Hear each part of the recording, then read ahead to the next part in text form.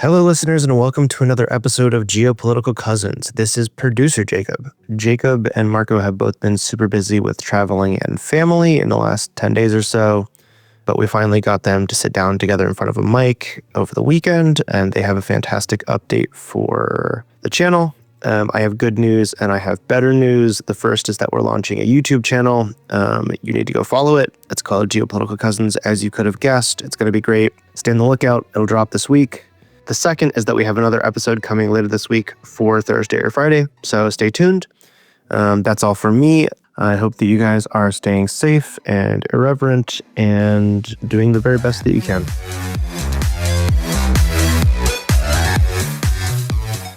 Cousins, back at it. Listeners, I've apologized to Marco profusely. I'll apologize to you now. It's just been a shit week and a half, literally, with Parent Corner and everything else. And also, Marco, you've been all over the world, so it's been hard to sync our schedules. But here we are. It's 7:30 Central Standard Time here in the United States. What is it in Riyadh, Marco? It is 3:37 p.m. Okay. Will we hear the call to prayer at some point, wafting through the rooms as we're talking? I don't know. We'll find out. But so all that matters is that we're together again. Oddly enough, we were supposed to record. Our last session was set for 10 days ago, Marco, which is insane when I think about it. And we sent back and forth an outline about what we were going to talk about. And I actually think it's very instructive that here we are on May 3rd, and we decided we wouldn't change the outline, that the things that we were going to talk about 10 days ago are actually the things that we should talk about today. And I think there's a lesson in that. I think that the media is constantly, creating headlines, and this thing broke and this thing is crazy. But the things that actually matter, that actually move geopolitics, actually don't change that much. And I thought we would start by stealing yet another segment from our well, they're not our friends over at The Ringer. We want them to be our friends. We're desperate. I'm desperate, Ryan Russillo, for you to listen to this podcast and see in me the younger brother that you never had. Or maybe you do have a brother. I don't know. I should look that up. But anyway, we thought we would do overreactions, just sort of like they did for the first round of the playoffs. So we'll do this for a little bit. Marco, over to you. What is your overreaction? What's a good overreaction from just... Yeah. Oh, no, yeah, maybe... Ahead. Yeah, maybe, Jacob, it's a good idea to kind of like set the stage for what would that mean? Like what, so that our listeners know sort of what it is that we're doing. Great. So what would happen is, let's say it's the first round, let's say it's the first game of the NBA playoffs, and this is not what happened, but let's say that the Lakers had taken game one from the Timberwolves in the playoff series. An overreaction would have been, the Lakers are going to steamroll through the entire playoffs. This is the greatest Laker team since the first Kobe and Shaq team almost went undefeated all the way to the championship. LeBron is incredible. He's 25 again. Luka, he's learned to play defense. He's dieting. He's on the paleo, all vegetable, I don't know how that works together, diet. Everything is great. The Lakers are going to win the championship. That would be an example of an overreaction. Taking one data point and extrapolating and saying, oh my God, this huge thing is happening based on one data point that in retrospect, they lost in 5, was it? Not so great. Okay. So, yeah, no, that's exactly what it is. So basically, effectively, it's what the media does for a living. Pretty much, but I have a nice spin on it. So I'm going to give you first take at it, and then I'm going to try and do one, which I'm probably going to embarrass myself on, but we'll see. So what's your first overreaction? Super. Okay. Well, for those of you who are not really sort of interested in markets, this may be, kind of news to a lot of people out there. But the US dollar has basically declined year to date by almost 8%. And this is the sort of DXY. This is a way to sort of look at the dollar against most major currencies. You can Google it, you can look it up. Most of the DXY is really the euro. So that's what it's, being bet against. And obviously, if you're just sitting at home in St. Louis or New Orleans or LA, you're like not aware of this really, maybe a little bit through some rising cost of imports. But I think that my first overreaction is that it's going down to 50%. Now, a lot of you might be sitting, a lot of you are sitting there like, wait, what? The US currency is going to lose half of its value. First of all, just a little reminder, this happened in the early 2000s. From 2001 to 2004, this is basically what happened. And it wasn't because the United States of America disappeared off the face of the earth, or it was weaker, or there was a loss of reserve currency status. It just happened for good old macroeconomic reasons. Growth differentials, basically the rest of the world, there was a very compelling narrative that the rest of the world was doing great. China was industrializing. The world needed more commodities like energy and copper and steel and iron ore and all that good stuff in order to industrialize China. And so the other thing was that the 1990s were a great decade for America. Like, stellar. 2 terms of Bill Clinton, balanced budget, pretty much this idea of great moderation. Inflation was under check. Tech boom, huge tech boom. Granted, different from the one today. Different one from the one today in that there were a lot of dot-com companies that were basically a joke, like petfoods.com. And that said, I would say that while that's not the case this time around, because most of the tech companies that are publicly listed that you can invest in are pretty damn good companies, I do think that there's an absolute ton of nonsense that the tech bros have been plunging down the throats of my clients in the private space. I would say that that's where this sort of .com-ish like speculation has been the greatest.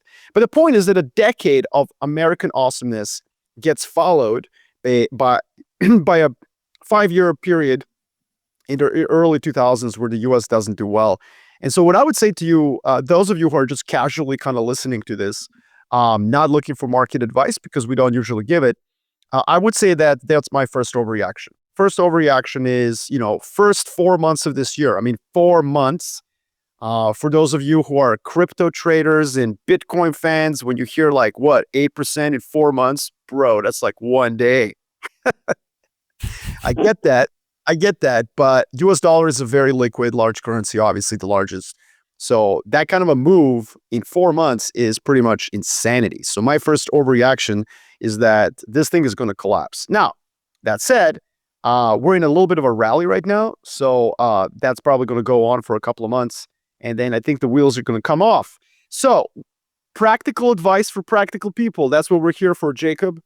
What does this mean? First and foremost, if your liberal friends tell you this is because of Donald Trump, you should counter by saying, not really. This was going to happen anyways. Why? Over the last 5 years, the US has basically spent so much fiscal space. The government's been spending a lot of money, and that's going to go in reverse. This is classical macroeconomics 101 that we all slept through when we were 19, but you cannot borrow from the future forever. So this was always going to end. And I think actually if Vice President Harris became the president, it would have been kind of more obvious to people, because the Republicans in the House would have turned into Tea Party fiscal conservatives like day one of her presidency. So on one hand, this was going to happen anyways. But when you put tariffs on penguins, it's going to happen a little faster, So that's the first thing. So my first kind of way to spin this is if somebody comes to you and starts blaming Donald Trump for this, I would say yeah, maybe, or maybe he just has greased the wheels of what was going to happen anyways. The second... Well, hold on. Let me don the patchouli-soaked smelling jacket of your liberal friend and just say for a moment, that makes sense, Marko, but who was the one who pushed tax cuts at the peak of the cycle and bullied the Fed into cutting interest rates and blew out the deficit greater than any previous president since World War II? Which one was that? Oh, was that the first Donald Trump administration? Oh, okay. So yes, let's not blame the second Trump administration. Let's blame the first Trump administration. When that patchouli friend comes to you, what's your rejoinder? Easy rejoinder. Easy. Oh, I was trying to make it harder. I should have tried harder. Okay, go ahead. Easy. Put me in my place. So first of all, yes, what you're referring to is, of course, the 2017 tax cut, which was the first instance of what nerds would call a pro-cyclical fiscal stimulus, which is a fancy way of saying burning through cash when you don't need to. Everything's going fine, and you're just like, let's cut some taxes, yo. So yes, that was Trump. But then I think 2 other things happened. First of all, during the pandemic, The US spent 4 times more than pretty much any other major economy. It was insane. It was an orgy of spending. And that wasn't just Trump. That was what I like to call the Trump-Pelosi administration. The two of them were locked in sync, like a married couple who had been together for like 60 years. You know, they were just like in sync. He would tweet how he wants $1 trillion stimulus. She would tweet back like, oh yeah, that's it, 2 trillion. And then he would obviously come back and be like, yo, 3. So the second stage of that orgy of fiscal stimulus was really like with the blessing of the Democratic Party and Nancy Pelosi. And then the third stage was all Biden all the time, right? So when he became the president, totally unnecessary 2.1 trillion package. Like the vaccine was already discovered. It was in production. COVID had mutated into a softer, form. And so it was pretty clear that the economy was going to recover. And yet he was like, well, Donald and Nancy did like 5 trillion. Why can't I do 2.1? And then after that, of course, CHIPS Act, Infrastructure Act, Inflation Reduction Act, or rarely in the name if there ever was one. And so that would be my counter. That, yes, Trump kind of ripped the Band-Aid off of like orthodoxy and prudence. But then Joe Biden was like, oh my, like I can do this? What? Let's go. Now, so that's my first way to kind of think about this. When somebody comes to you and tries to explain it and just blames it on one side, I would say, hold up. Now, the second thing is, what do I do with this? Well, first of all, it's May. You might want to go to the Caribbean for Memorial Day or spring break, or maybe for Thanksgiving. Book those passages right now. Book those packages right now. Right now. Like, book them. Okay? Don't wait. I've got lots of kids. I like to take you to the Caribbean. And I know they like to take the payment up front. Give it. Don't wait. Just give the payment while there's any value left in the US dollar. If you've always wanted to spend a summer in Europe, if you've wanted to go see New Zealand, I highly recommend it. Middle East, just spend a great time here. Although the Middle East actually doesn't matter because they're mostly pegged to the dollar, but that's like a nuance that, we don't have to get into. The point is, you want to travel, you want to see the world, baby, go right now. Book it. GTFO, while the currency in your pocket, if you're American, still has some value. Well, I think from now on we should call the Pelosi-Trump administration the plump administration. I think that's nice. You can give me credit for that when you're going like forward. A triple and this is as entendre. yeah, there you go. And this is as good a time as any, maybe, to announce our new sponsor for the podcast, the Papic and Shapiro Travel Agency. If you use the code COUSINS for our website, you will get 10% off your bookings to the Caribbean. I'm kidding. I bet I'm going to get at least one email or one review that is like, oh God, this guy is hawking travel agency now in addition to all the other things that he's doing. Just a joke. Calm down. Okay. My first overreaction. We're each going to do 2 of these.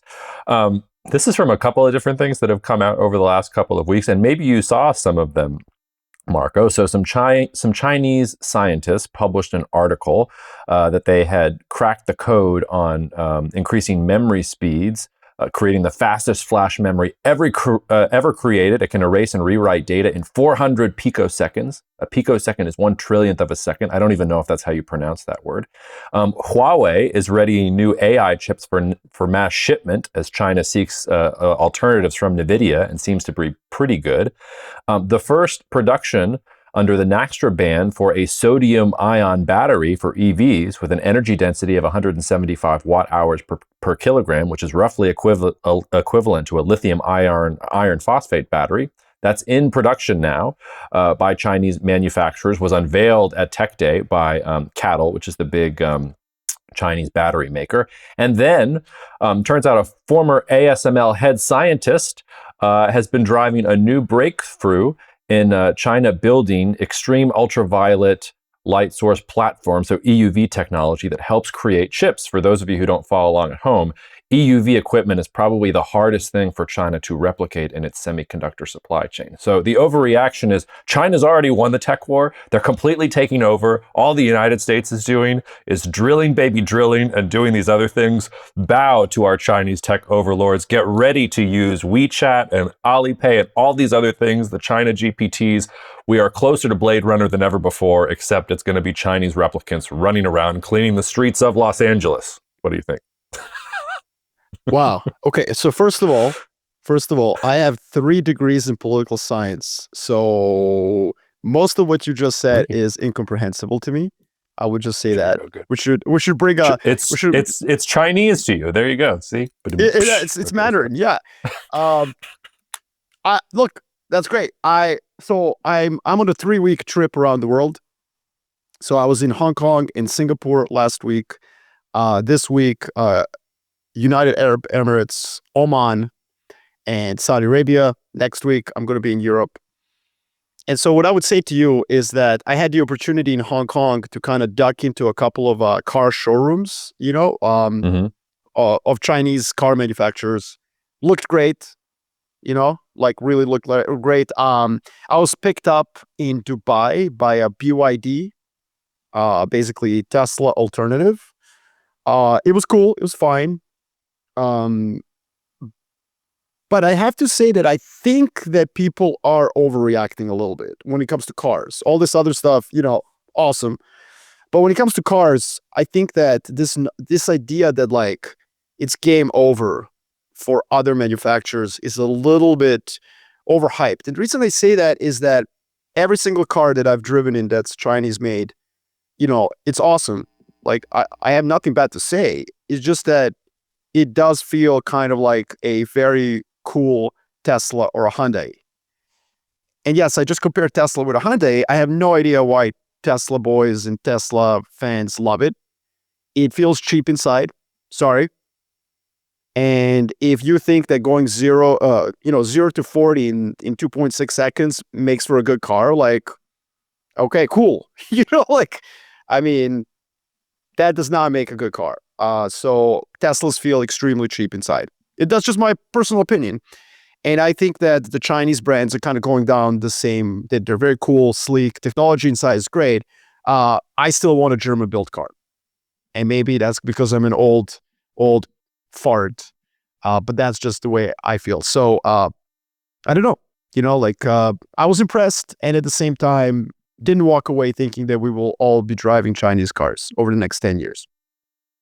We may not be. I think the bigger issue is, are the chips that are going to go into most of the cars in the world, are they going to be made in China, or is China going to be able to replicate some of these more complex parts of the supply chain? And it's too early to say. Like, I threw some stuff out there, but the flash memory thing, it's some scientists. So it's a Nature article. It's not like anything close to production. The sodium ion thing is kind of interesting. The EUV thing, again, you're probably years away from doing that. But if any of those things were real, like if it wasn't just some Chinese nerds posting something in a journal, but it was like, oh no, we're going to, allocate, some bazooka level of stimulus so that this goes out to global markets next year. Like, any one of those 4 things could be transformative. And you hear some of these things percolating in China, even as the United States is slashing money for research and innovation and arguing about who goes in what bathroom and whether universities are using their funding correctly. Like, it's just a tale of two worlds. So it's an overreaction, but there's a kernel of truth to it. Yes, please. Can I take this further?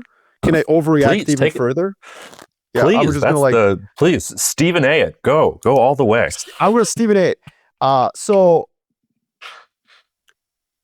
the Industrial Revolution is a product of effectively trade wars. So let me explain. The United Kingdom basically deforested itself in medieval times. And it was one of the few regions of Europe that was importing wood for fuel because it kind of ran out, and if you have ever been to England, the rolling green hills, not a lot of trees. And so they were importing wood from the Baltic region. So today, Lithuania, Latvia, Estonia. And this wood had to pass through the Danish control of the Jutland Straits. And the Danes being Danes, were always kind of scheming on England and the British Isles. And so they would impede this flow of wood from time to time. Now, at the time, everybody knew that coal existed. This was like a known quality. Everybody knew it.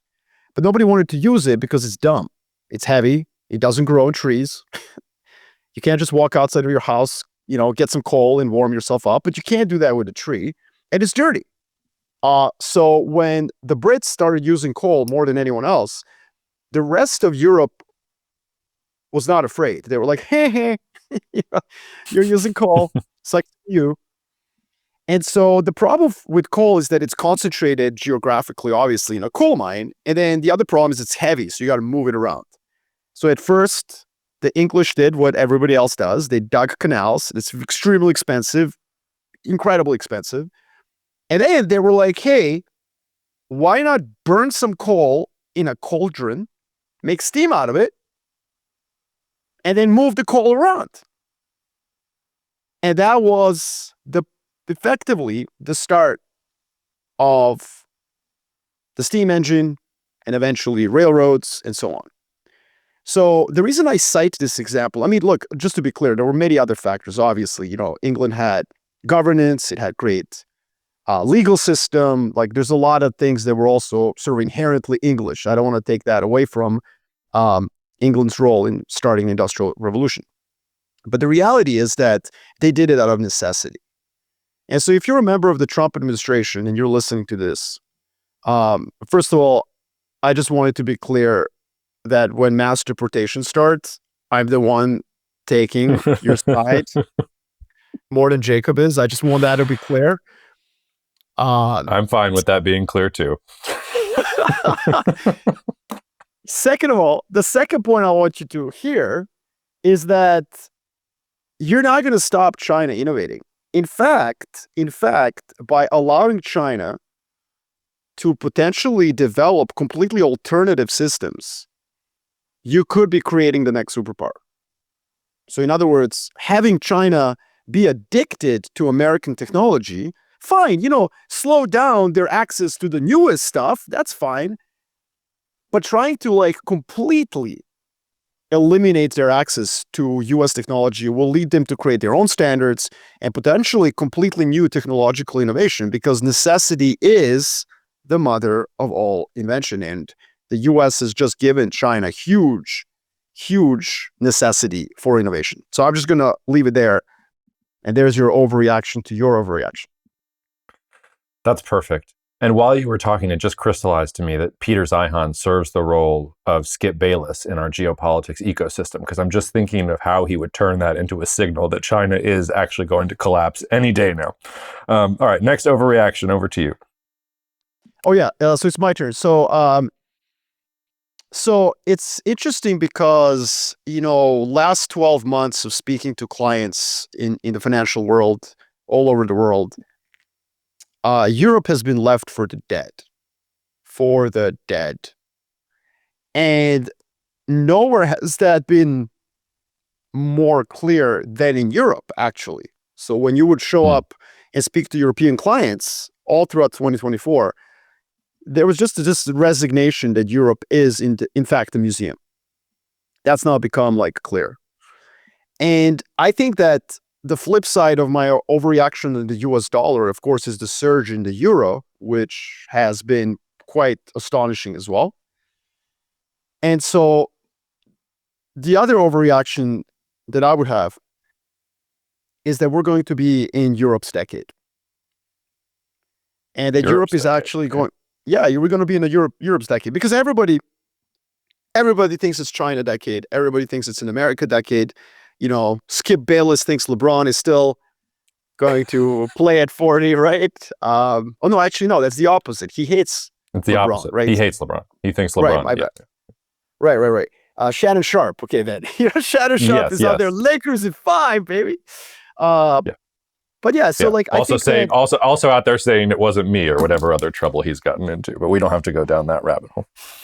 Yeah, so I think that the flip side of this sort of a US slowdown could actually be Europe. And the reason I would say this is that I think what we're missing here is that if we really are in a world where the US administration is asking, companies to build robust supply chains, if we are in a world where everybody wants to drive an EV, no matter how much of a nonsense that is from actually climate change perspective, because the average EV requires 200 kilograms of metals, whereas the average internal combustion engine requires 30 to 40 kilograms, but whatever. So if that's really the world we're in, Europeans are actually really good at producing the stuff that goes into that world. Like if you look at Germany's exports, only 16% of it is cars. 40+% is machines and machine tools. Don't ask me what that is. I have no idea. But the fact of the matter is that it's not just cars. It's actually a lot of things that are required if you suddenly need to get a lot of minerals and metals out of the ground in order to put them into EV. If you suddenly have to build new assembly lines in Vietnam, in Mexico, in all sorts of other countries, Malaysia, Indonesia, well, then you're going to kind of need European companies. And so I think that Europe has been left for dead, and I think that's a mistake. And I think that it's going to actually outperform potentially everybody over the next 5 years. Perfect. Okay, last overreaction from me. You might have heard this. Mike Waltz has been not fired, but apparently demoted to U.S. Secretary to the United Nations. He was the National Security Advisor. Marco Rubio will now, on an interim basis, take over that position. I believe it is the first time since Henry Kissinger served both as Secretary of State and National Security Advisor that the same man has been doing the same thing. Or that the same man has been fulfilling both of those roles. And here's the overreaction. So Waltz was known primarily as a national security hawk within the Trump administration. He was in favor of more sanctions against Russia. He was super hardline on Iran. You can imagine, I don't know his exact positions on China. I didn't have a chance to look at them, but I'm sure that they are in keeping with his other hawk tendencies. So here's the overreaction. The better angels of the Trump administration's nature has won. The warmongers have been kicked out. The deep state operatives have been identified and shown to exit stage left.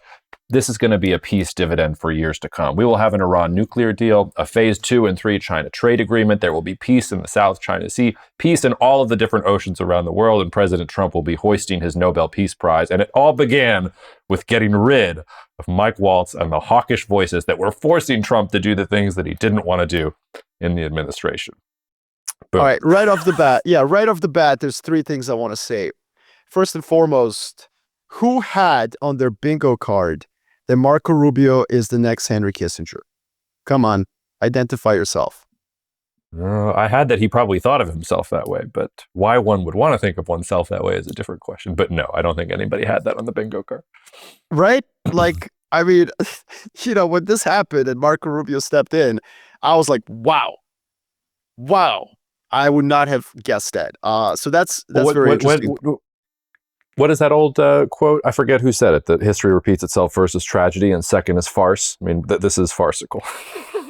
Although, I would say that some of Marco Rubio's speeches have been, pretty impressive, I would say.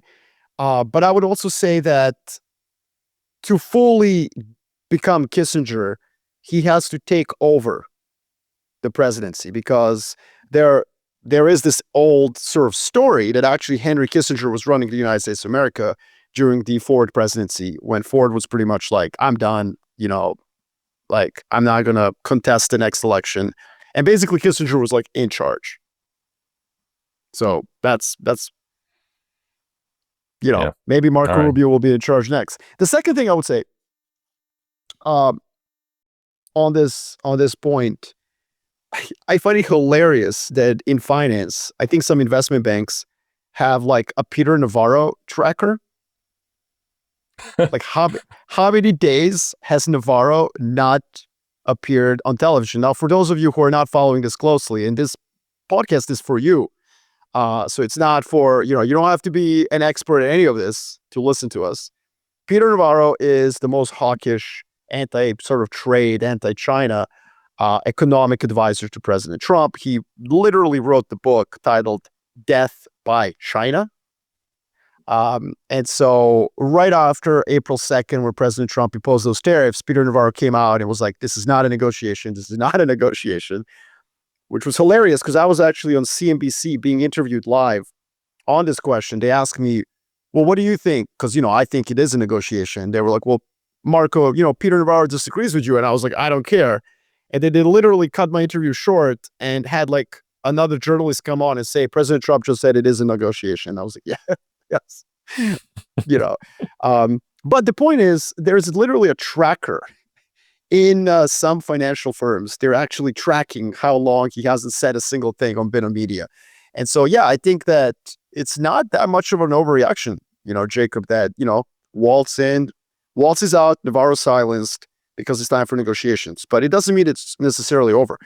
The third thing I would say is that I think that when you see who President Trump appointed as defense secretary and director of intelligence, I think that Mike Waltz was actually always in a minority. I think that someone who's a national security hawk was probably always uncomfortable to begin with. So, yeah. I'm sure he'll feel way more comfortable at the United Nations, that bastion of national security hawks. All right, so to recap, your overreaction of the past 10 days of events, the dollar is going to be cut by 50%. Chinese tech is going to have an industrial revolution that will leave us all behind. It is Europe's geopolitical decade, and President Trump will win a Nobel Peace Prize because he fired Mike Waltz. Those are some pretty good overreactions that we were able to put together there. By the way, like that.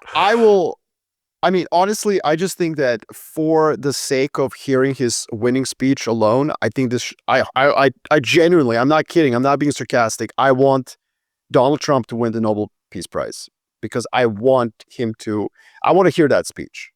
That will go down in history with the Gettysburg Address as like the most quoted presidential speech ever.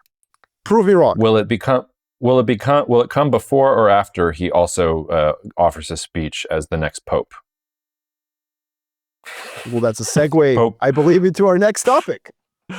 It can be, actually. I was going to say we should spend some time on India and Pakistan first before we go into the Pope. But nuclear war potential. Nuclear war. Let's go into the Vatican. I watched the movie Conclave. I watched it. Okay, I haven't watched yet. Boy, did they time that release well. Let me tell you.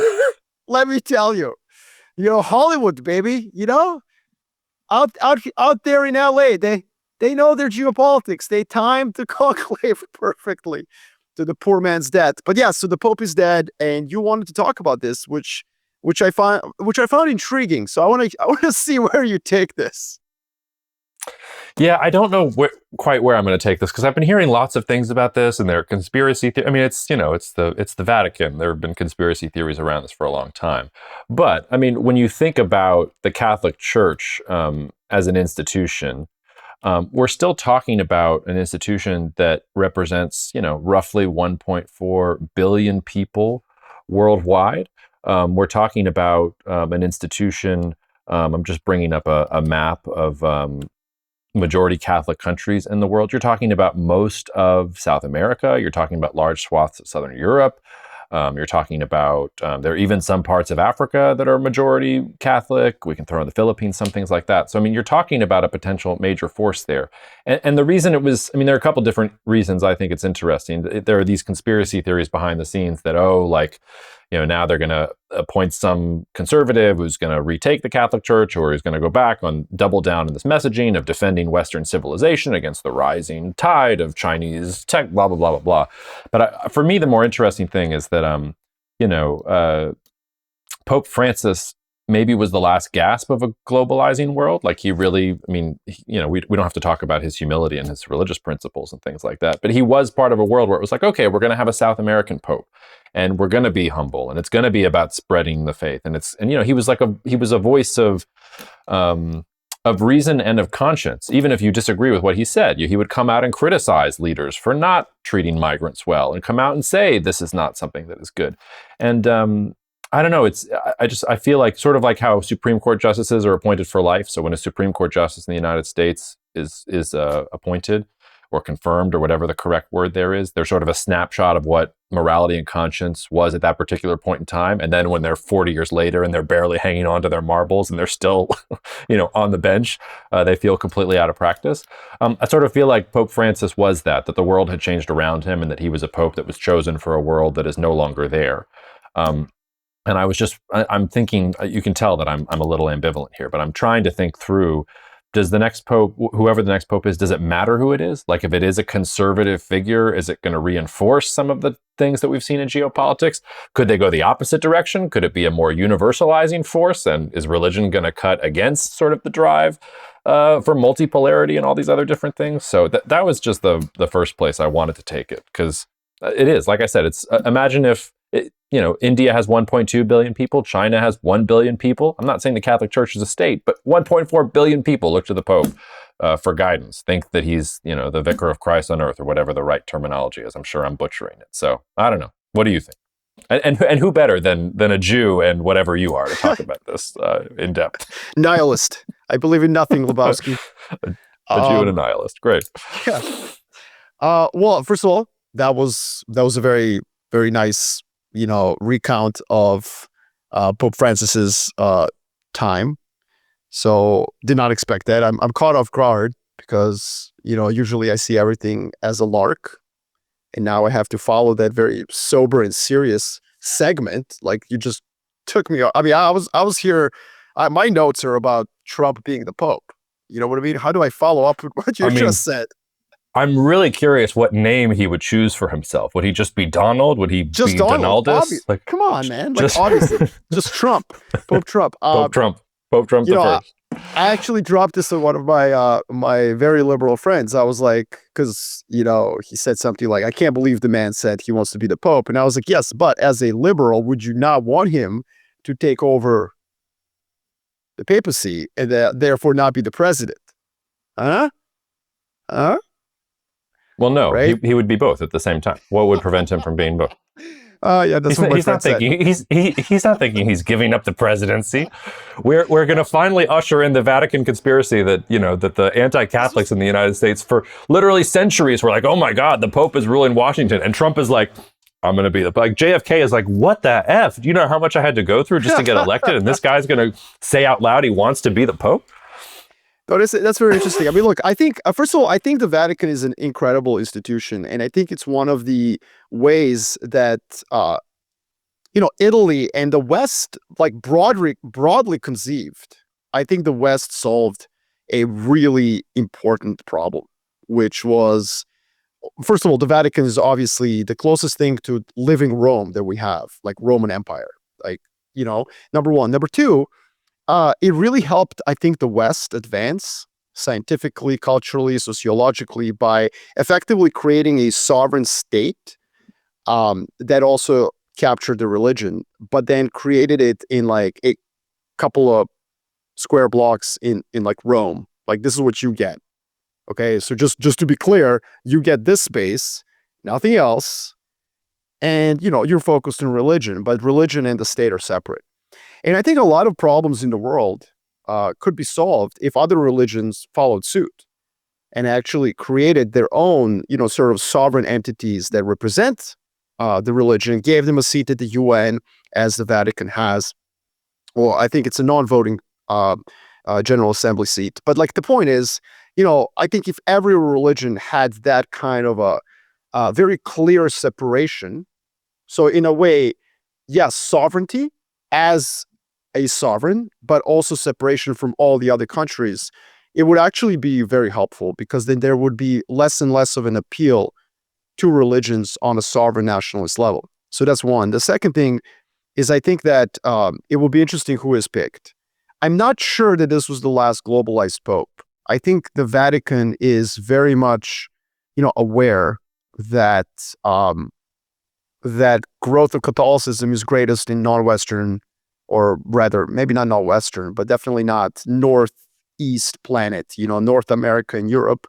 And so I actually think that you might have an Asian pope. That would be my bet. Somebody from Asia. Yeah. I mean, if you're thinking like a geopolitical strategist, like that would make some sense. That seems to be the place where you could have the most growth. But I think it's going to be interesting, because I think it's going to be a reflection of even how the Vatican is seeing the world. Like, are they seeing the world with a small p, where the goal is to be progressive, which is to spread the faith as far as possible, and if you're one of the conservative critics of Francis, to water things down so that more and more people will nominally like look to the Vatican and look to Catholicism? Or is it going to be no, Pope Francis took us too far in this direction. We need to conserve, like be conservatives with a small c, the tradition. We need to buttress the strength of Catholic civilization against the rising threats that it faces on all these different sides. We're not watering it down. We're not spreading the faith. We're protecting the faith from the attacks that are coming onto it. That might be too simplified, but if I was in conclave and they were asking, what is the geopolitical strategist? I'd say, well, this is a multipolar world. It's more competitive. You have nations that are arming themselves for future conflict and fighting trade wars and preparing to fight future wars. What is the role of a universalizing religion with, as you said, a non-voting seat at the General Assembly in that world? Are you on one side or the other? Are you want to be there in general? Like the Vatican has not generally been neutral in lots of parties, didn't really acquit itself well during the World War II years. So I don't know. Yeah. Well, anything else you want to say on that before we leave? No, I would suspect that in the modern world, you do want to just pick up as many followers as you can. I mean, this is like a sim game, so no, I would bet the next pope is from Asia.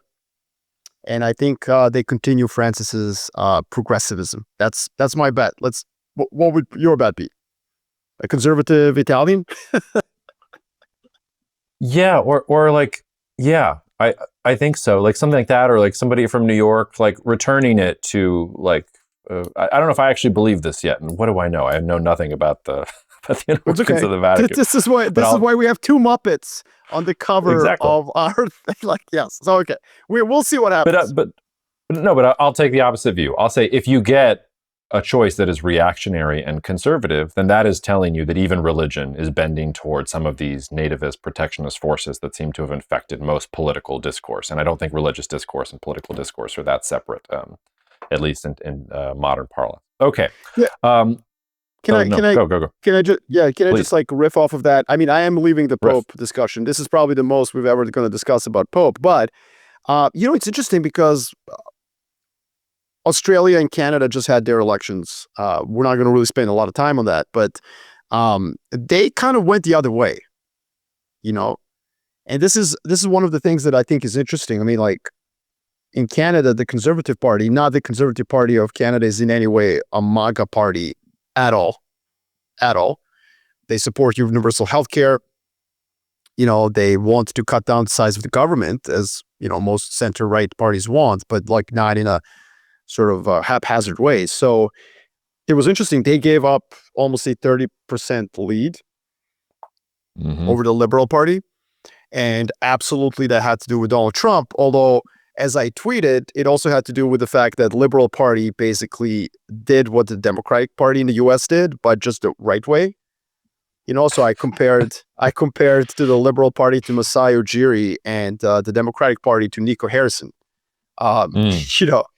And so obviously being the fact that Masai got Kawhi for 1 year and Nico got AD for 12 games that he's going to play for the rest of his career. And that's rough because that makes Kamala AD in that comparison. That's rough for AD. Anyway, go on. Absolutely. Oh, okay. I see. Yeah. I like how you feel bad for AD in that comparison.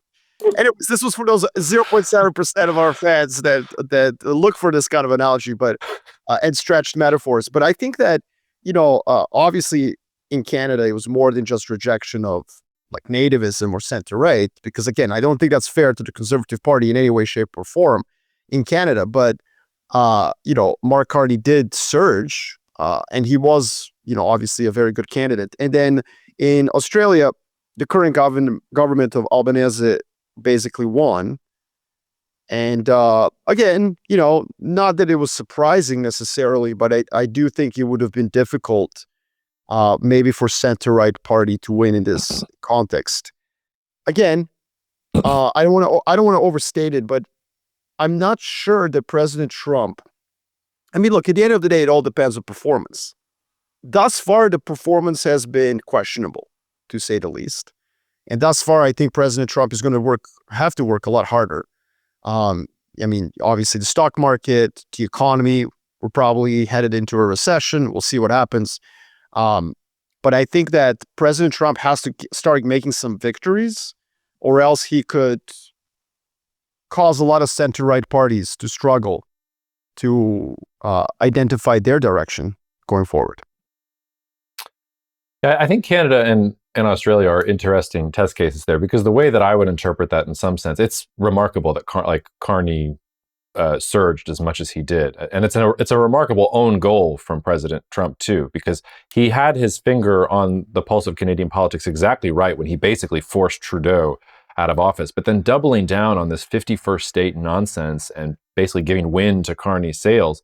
The Conservative Party in Canada, I think, would have been a more willing partner to work with President Trump on renegotiating USMCA and being more aligned. And instead, he just kept jabbing them with the dagger of, 51st state, you should be the 51st state, and bringing that up to Carney. But I'm not sure that it's a vote against, nativism and words like that get pejorative. But if you're a middle power like Canada or like Australia, where your national security future has been based on the United States, but your trade, well, this is not true of Canada, but your trade future really is dependent on a globalizing free trade world, then what President Trump is talking about is basically complete subservience to the United States, or catastrophe if you don't go along with it.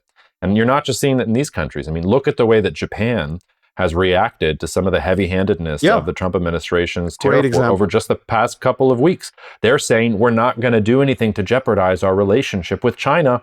Sorry. No, if you don't withdraw the tariffs, we're not going to go along with this. We have our own interests. And I think there is this class of middle power, with apologies if they don't like that term, but your Canada's, Australia's, Japan, they have to carve out a space where, at least in that space, free trade still means something, so they can at least survive to some of it. So I think you can actually make the argument that if you're being pragmatic and you're being uber nationalist about your country and your country's interests, and you see what the United States is doing, the best policy you can have is to reject picking sides. It's to say, no, we're not on the US side and we're not on the Chinese side. We're going to assemble the middle powers as much as possible, and then we'll pragmatically use our influence to go back and forth with the others. I think I'm stretching there, but that's how I've been trying to think about that shift.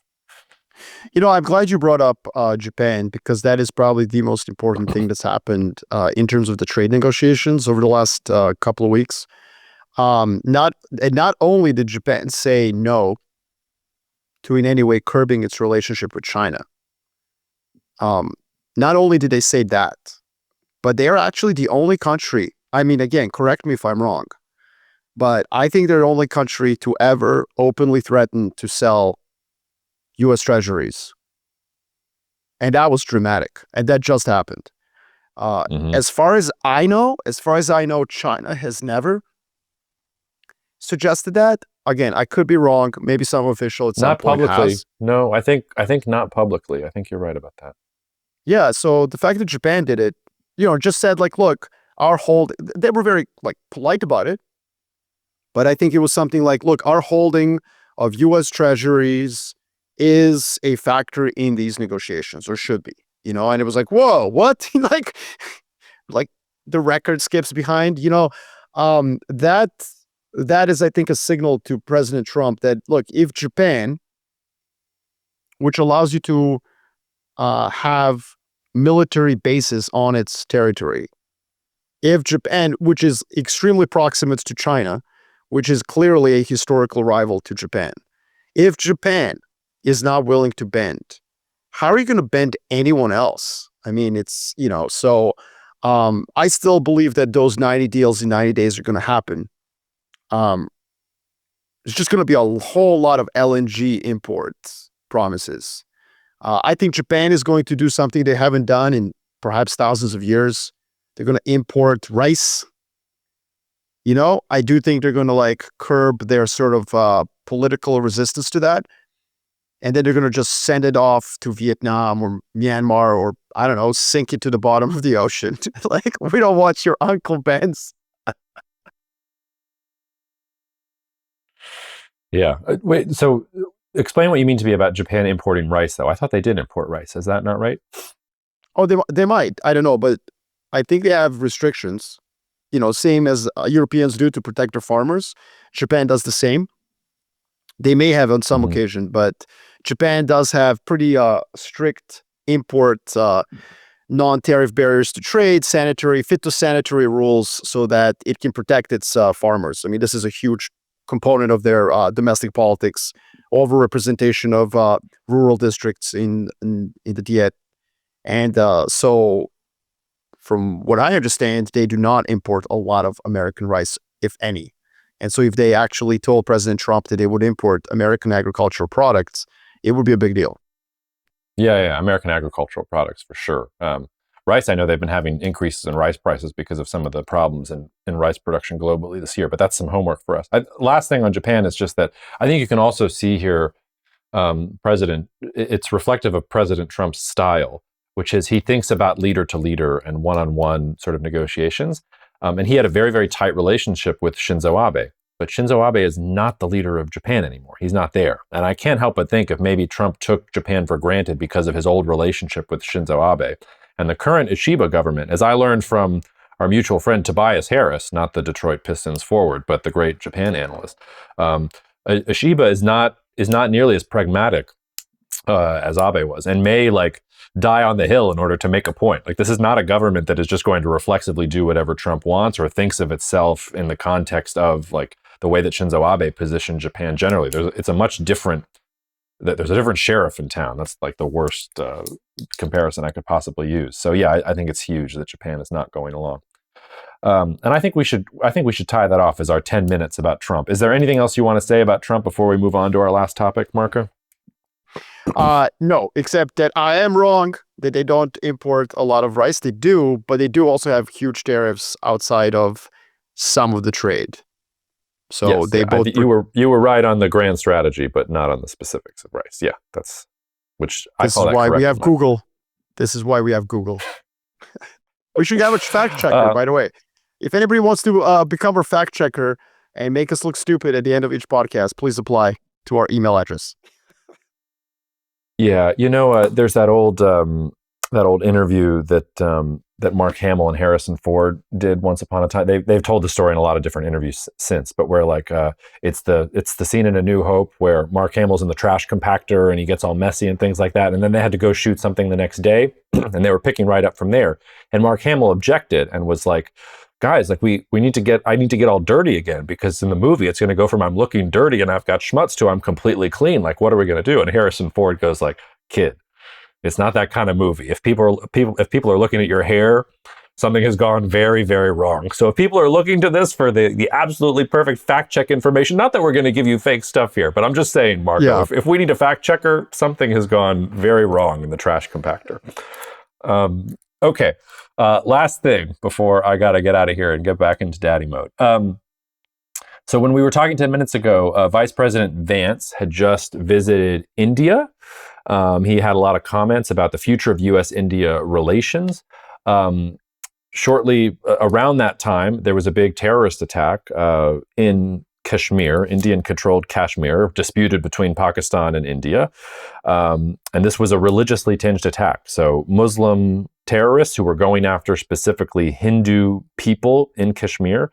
There were actually some really grisly stories about how they were figuring out whether they were Hindu or not, checking for circumcision or asking them to recite verses from the really kind of scary stuff. And in response, India has suspended the Indus Waters Treaty, that may sound like nothing. That's a massive deal. It governs the water sharing between the two countries. 80% of Pakistani water for agriculture comes as a result, is allowed through this treaty. It survived 3 different India-Pakistan wars since 1960, survived the Mumbai attacks, survived everything else, and now it's been suspended. And India's been threatening that it's going to respond against Pakistan. The Pakistani government said that military action was imminent earlier this week. It has not happened yet, so how imminent can it be? Don't trust the Pakistanis when they say anything. They also said Osama wasn't in the country. Anyway, go down the list of things. But you two have 2 nuclear powers really mad at each other, suspending treaties, talking bad about each other. And then this also, I think, gives us the chance to talk about India in general and U.S.-India relations and where India is in the grand game of geopolitics. So where do you want to start, Marko? Yeah, I mean, I think that, one of the things that's interesting is that these attacks have occurred around visits by U.S. officials to India in the past. So that is first interesting sort of tidbit. And this followed, obviously, Vice President Pence's visit. it's intended to sort of embarrass India. It's intended to, cause obviously carnage and retaliation. I mean, this is what the terrorists want. They want retaliation from India on Pakistan. The water agreement, it does not, from what I understand, and I did some research ahead of this podcast for it, it doesn't appear that India really has the means to cut off water now. But the water agreement is more about the future and about whether or not India builds more, hydropower on the Indus. On the other hand, we should also remember that Indus starts in Tibet, in China. So, this is one of those things, those little cartoons where like a large fish is eating a fish and then there's like an even bigger fish behind it. So just something to keep in mind. I mean, if India messes with Pakistan's water supply, Pakistan's traditional ally, China, could mess with India's. And so I don't want to over-index on that. I think the bigger question is, for me, what is retaliation by India going to look like? And what is the re-retaliation by Pakistan going to look like? Because they've done this in the past, and it was choreographed, and it was sort of like, very much a phony conflict in the past. And there's a reason for this, because the two countries are nuclear powers. And in a way, it reminds me of what we went through last year with Israel and Iran. We may be living in this world, Jacob, of multipolarity, where mathematically speaking, conflict between countries is clearly more likely because you don't have one or two bullies keeping the world relatively stable. You have multiple pairings of potential conflict. At the same time, we're also in a world of multipolarity combined with nuclear weapons. And so in that world, yes, countries are more likely to start something against one another, but they're also bound by that nuclear, obviously mutual assured destruction. So I think that what we're going to get is a rerun of Iran-Israel 2024 experience, and I would need to be convinced otherwise. So I'm open to it, but that's what I would say. Yeah, no, I'm not. Well, it's tough because, the odds of full-on nuclear war between these two powers probably went from 0% to 2%, which is infinitesimal in the grand scheme of things, but also it's such a high magnitude event that you don't want to completely ignore it. To your point about it being a fake war, yes, there have been 3 different wars. India on paper should beat Pakistan every single time, but India's military forces are not so great, and the Indian population's tolerance for pain is less so than Pakistan's population, so it usually ends up just being a hold me back sort of fight, and nothing goes forward. I agree not to over-index too much on the Indus Waters Treaty, but I do think there are some interesting aspects of multipolarity coming out here, which is, India's banning trade with Pakistan as part of this, or at least has so far, talking about, we're going to siphon this water off. We're going to go against some of these internationally recognized agreements on water when it comes to how we're going to deal with you. This goes a couple of years ago, India revoked the Kashmir region's special status because it was basically just going to assert itself, which India got no flack for. China rolled into Hong Kong, everybody was freaking out. India rolls into Kashmir. There's this double standard there that I always noted, and which always seemed a little bit strange to me. So I think you're right that we're not looking at nuclear war between these two countries and long-standing war. But as a proxy conflict, I think it is really interesting. Is the United States going to support India's position as India tries to consolidate control in Kashmir and maybe some other areas and really hurt the Pakistani economy? Is China going to be there to help the Pakistani economy? Are the Saudis or others in the Middle East going to look at this? They trade a lot with India. They want good trade ties with India. They talk a lot about the leadership of the Muslim world. And yet here is, a Muslim country in Pakistan that needs help, needs economic support, is facing a potential overreaction from its Hindu neighbor. It's not like the Pakistani government officially did this in Kashmir. One of the weirdest things about this attack is that nobody has really claimed responsibility for it. There was this one offshoot that first on social media claimed it, and then they came out and said, we got hacked, it wasn't us, we didn't mean to do it.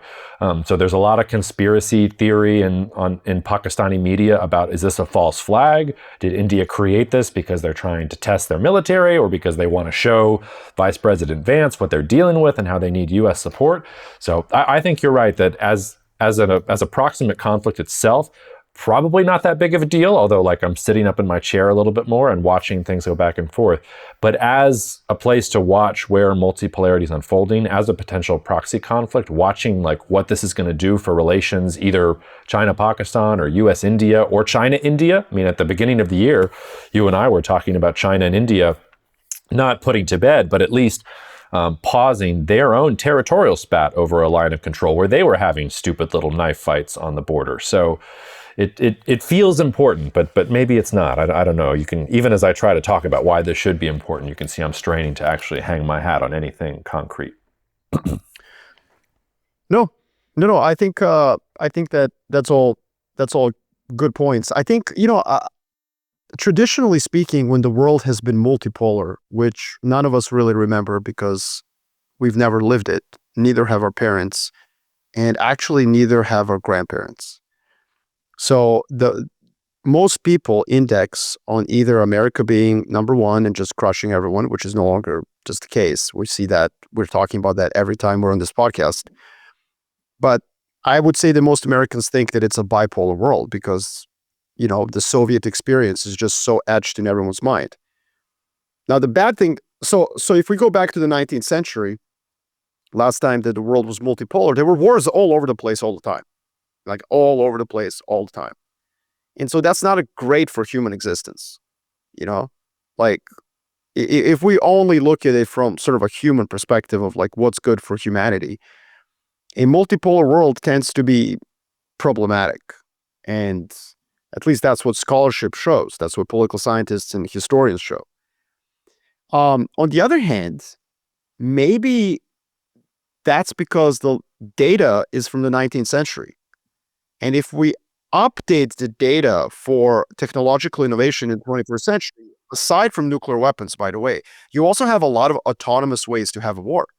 We're not that far off from a world where almost most surface ships, at least small ones, and aircraft are going to be autonomous.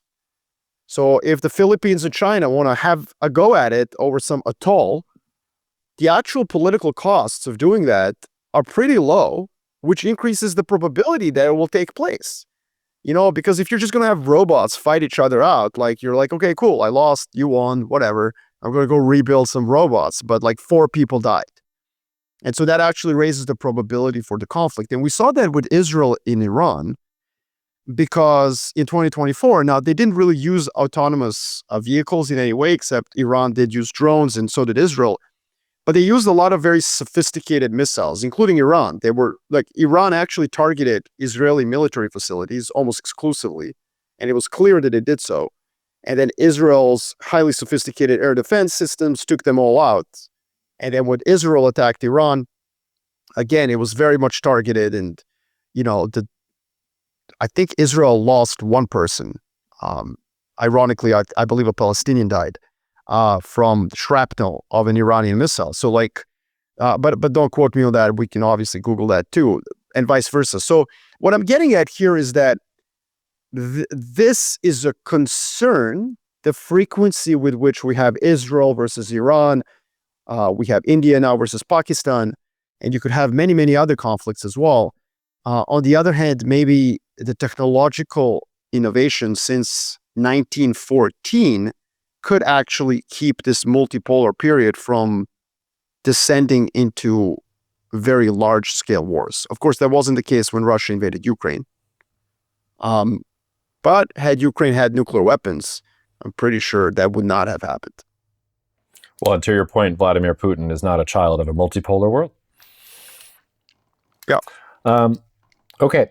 Before we get out of here, basketball.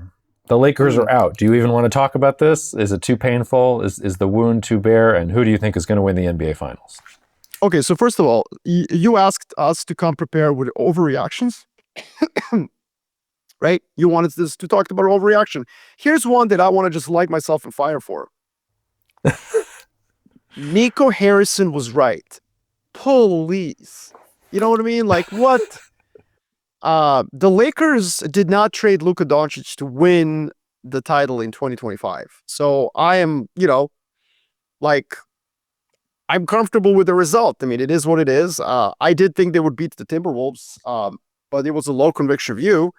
They really did look really good for the past month or so. Their defense was one of the best in the NBA. And Luka, LeBron, and Austin Reeves looked really difficult. Like three guys who can start, who can be the head of a snake. You have a three-headed snake. Like that looked really good in the games I watched. And then, Rudy Gobert basically had like a Shaq-like game because the average height of the Lakers was, basically 5 inches shorter. And so what I would say is that I'm not too concerned as a Laker fan. You've got a 26-year-old superstar whose biggest problem is that he likes iced tea and Twinkies too much. Like, I'm fine with that. Like, get him on a diet. It's LA. Get him on a beach. When he realizes that like 85% of men in Los Angeles have a more fit body than he does, and they are not professional athletes, I think Luka will just be embarrassed into working out a little bit.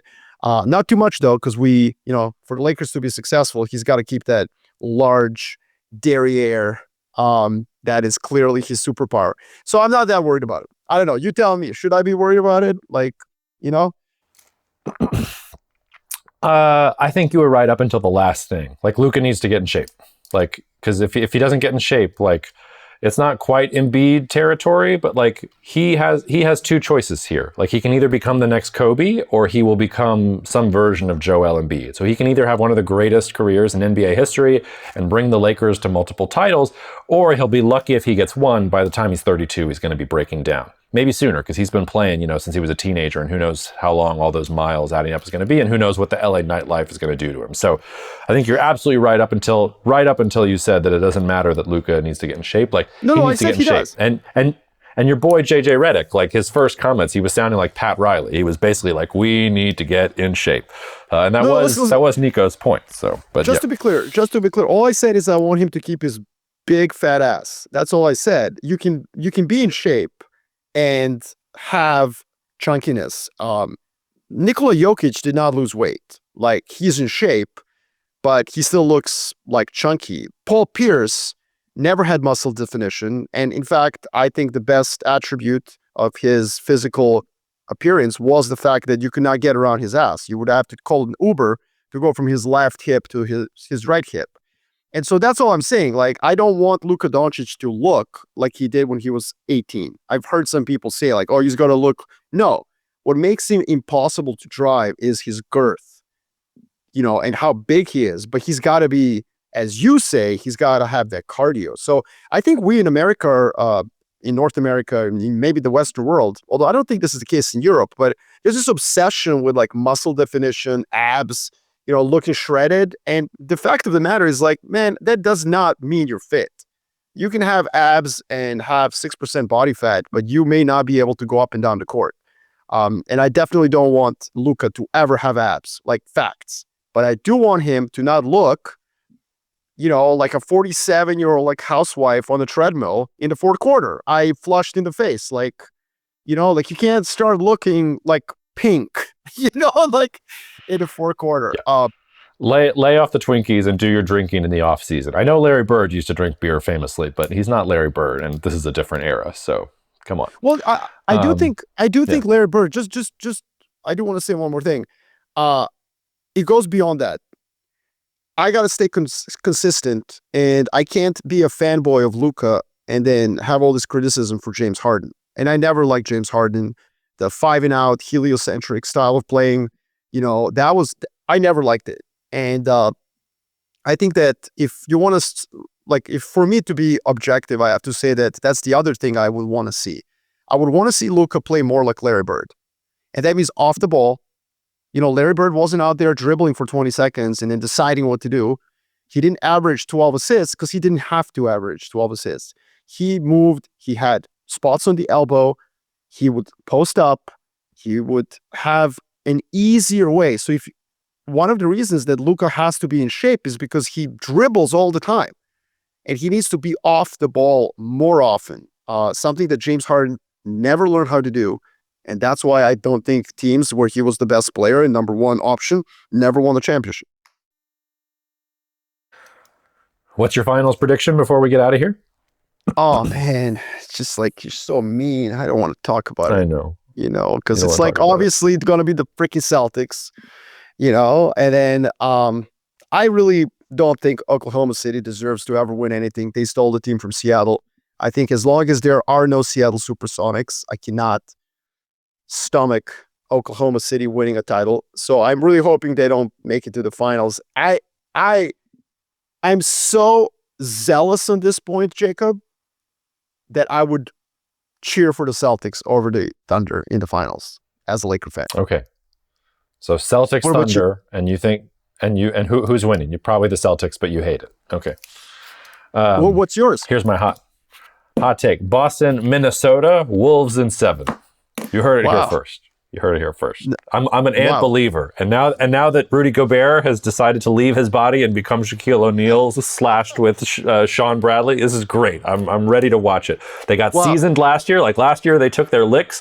This is going to be the year that OKC takes its licks. Like Ant is going to eat them up, and Rudy is going to deal problem- with Chet. And Yeah, the problem with that forecast is that it requires Randall to play like he did just now for 3 more series. I was always a Randall defender. I own a condo on his island, on Randall Island, but like that is what you would have to bet on. But you know what? I actually called that at the beginning of the season. A friend of mine was like, hey, who do you think is going to be the finals? I thought it was going to be the Timberwolves and Celtics, exactly for all the reasons you said. And the other one was that I thought that Randall would have a chip on his shoulder. And he didn't until this series against the Lakers. So there you go. That's a cool pick, man. Respect. You were very kind to say that what was wrong with that pick was Julius Randle. What's wrong with that forecast is that it's probably wrong, but that's fine. You're not here for correct interpretations. So, all right, we'll leave it there.